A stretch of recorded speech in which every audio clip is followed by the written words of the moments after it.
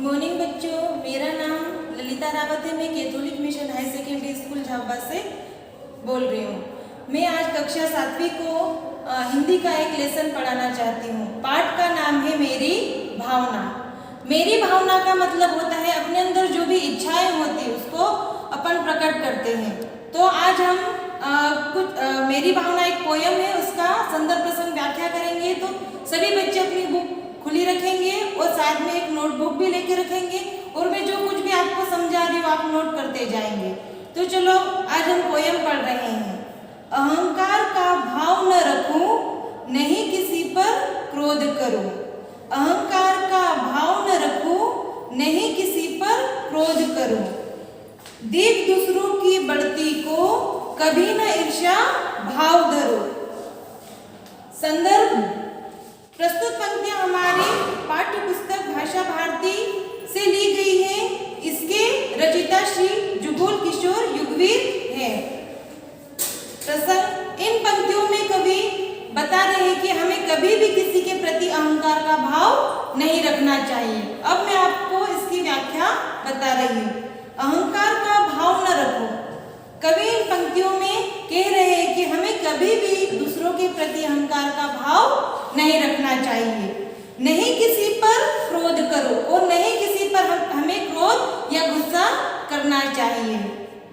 देख दूसरों की बढ़ती को कभी न ईर्ष्या भाव धरो। कवि कहते हैं दूसरों की बढ़ती हुई तरक्की को देखकर हमें कभी भी जलन की भावना नहीं रखना चाहिए। रही भावना ऐसी मेरी, सरल सत्य व्यवहार करो।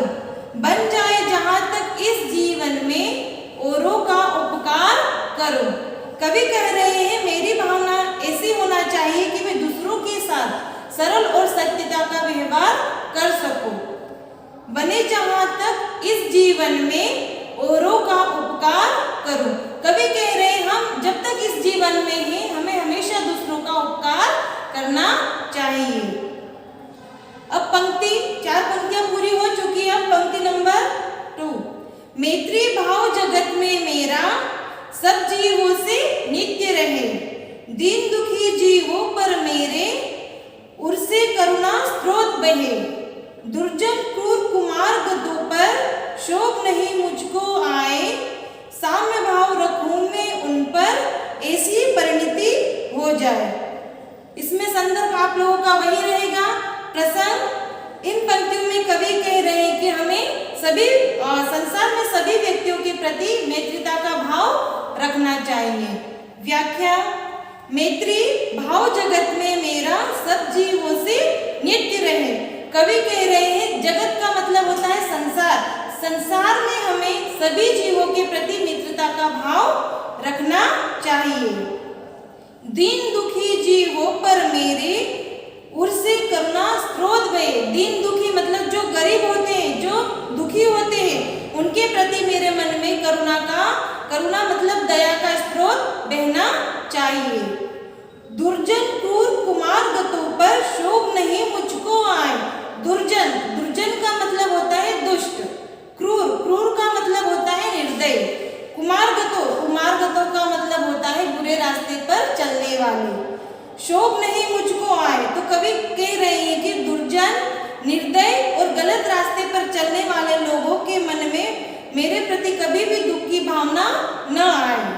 साम्य भाव रखूं मैं उन पर, ऐसी परिणति हो जाए। कवि कह रहे जो लोग दुष्ट और बुरे रास्ते पर चलने वाले हैं उनके साथ मैं कभी भी भेदभाव की भावना नहीं रखूं। उनके साथ भी मैं सम्मान की भावना रखना चाहती हूँ। ऐसा ही परिवर्तन मुझ में आए। अब ये दूसरी लाइन की भी 4 पंक्तियां पूरी हो गई। अब मैं तीसरा पैराग्राफ स्टार्ट करने जा रही हूँ। गुणी जनों को देख हृदय में मेरे प्रेम उमड़ आए। बने जहां तक उनकी सेवा, करके यह मन सुख पाए। हो नहीं कृतज्ञ कभी में, द्रोह न मेरे उर आए। गुण ग्रहण का भाव रहे नित, दृष्टि न दोष पर आए। संदर्भ इसमें वही रहेगा। प्रसंग, इन पंक्तियों में कवि अपने स्वभाव में गुणवान लोगों के प्रति कुछ बता रहे हैं। कवि कह रहे हैं गुणवान लोगों को देखकर कभी भी मेरे मन में बदलाव नहीं आए। बने जहाँ तक उनकी सेवा करके यह मन सुख पाए। कवि कह रहे हैं जब तक मुझसे बन सके मैं सबकी सेवा करूं। हो नहीं कृतज्ञ कभी मैं द्रोह न मेरे उर आए।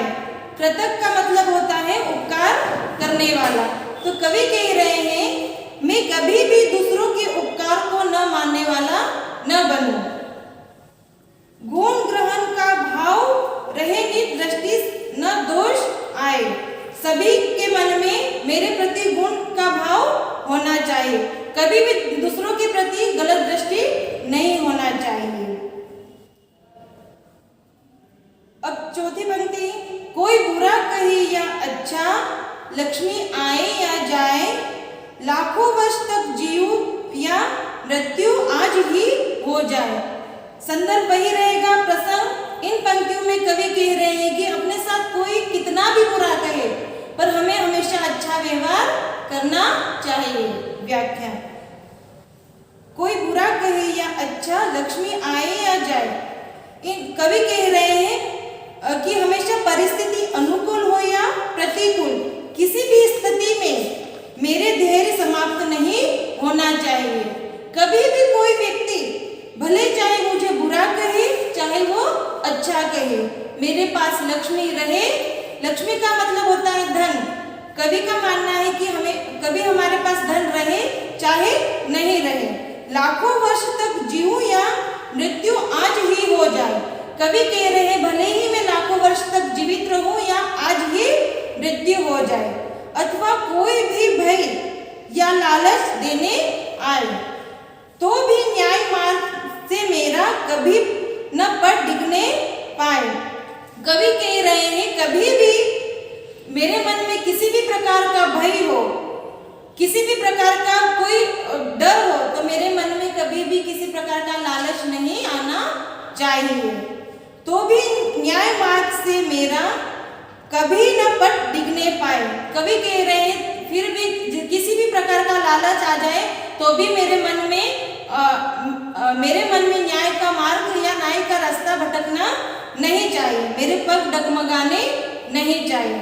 अब अगली पंक्ति है, फैले प्रेम परस्पर जग में, मोह दूर पर रहा करे, अप्रिय कटु कठोर शब्द नहीं कोई मुख से कहा करे,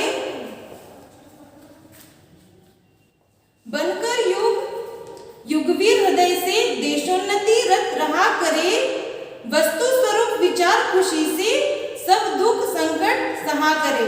संदर्भ आप लोगों का वही रहेगा। इसमें प्रसंग कवि कह रहे हैं हमें सभी के प्रति मित्रता की भावना रखना चाहिए। जग का मतलब होता है संसार, मोह का मतलब होता है लालच। फैले प्रेम परस्पर जग में, मोह दूर पर रहा करे।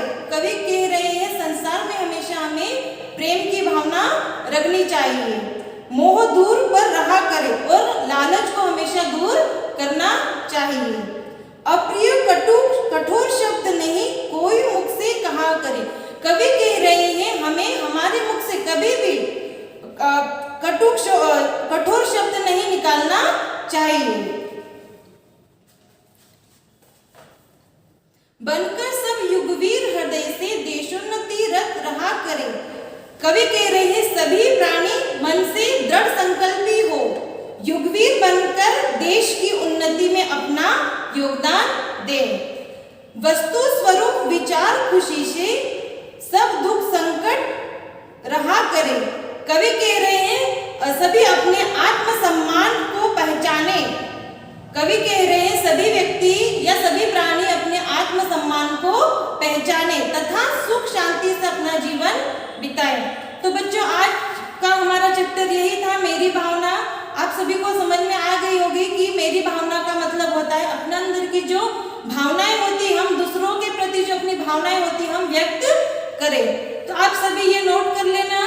और जो अगले शब्दार्थ में आप लोगों को बता रही हूँ, अहंकार का मतलब होता है घमंड, परिणति का मतलब होता है परिणाम, देशोन्नति का मतलब होता है देश की उन्नति, स्रोत का मतलब होता है धारा, ईर्ष्या का मतलब होता है जलन, करुणा, करुणा का मतलब होता है प्रेम या दया।